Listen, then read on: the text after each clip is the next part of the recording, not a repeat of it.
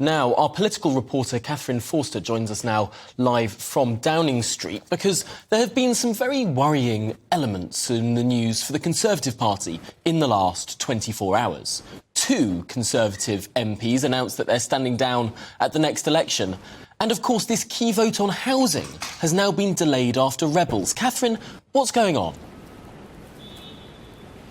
Yes, well, Rishi Sunak is finding out, as Liz Truss did, as Boris Johnson did, as Teresa May did before them, that the Conservative Party is incredibly unruly and difficult to manage, despite, and perhaps partly because of the fact that they're so far behind in the polls. So there was due to be a vote on planning reform scheduled for next Monday. The government wants 300,000 homes to be built per year and was going to put legal obligations on councils to make sure that certain numbers were built in their areas.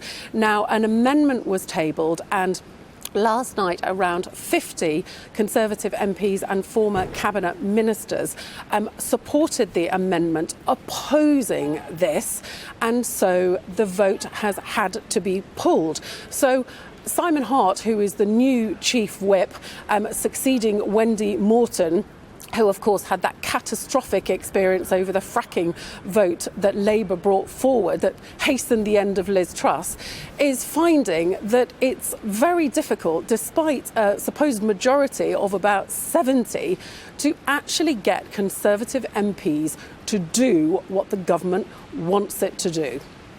And frankly, perhaps, to do relatively conservative things. It's interesting to note this morning, Simon Clarke, the former Levelling Up secretary under Liz Truss, of course, has been quoting Paul Goodman in Conservative Home. He's tweeted this: "Young people aren't stupid. Whatever Conservative MPs may say, they can hear the music, that there's nothing on offer for them.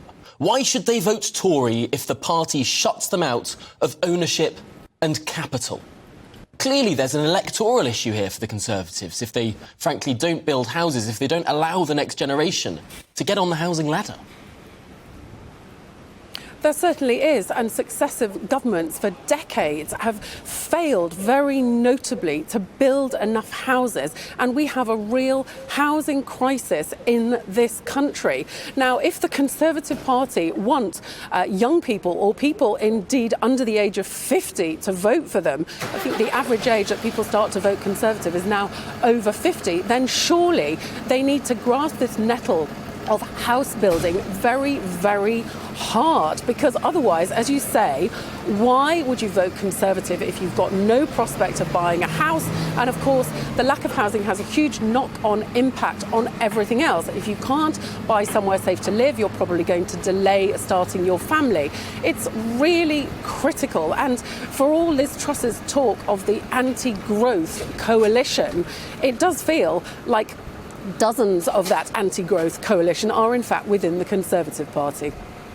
I think that's a very, very astute observation. Gosh, what a dire state, not only for party management, but also for economic growth. Katherine Forster, thank you for joining us outside Downing Street there, as, of course, the Prime Minister is preparing for Prime Minister's questions at midday today.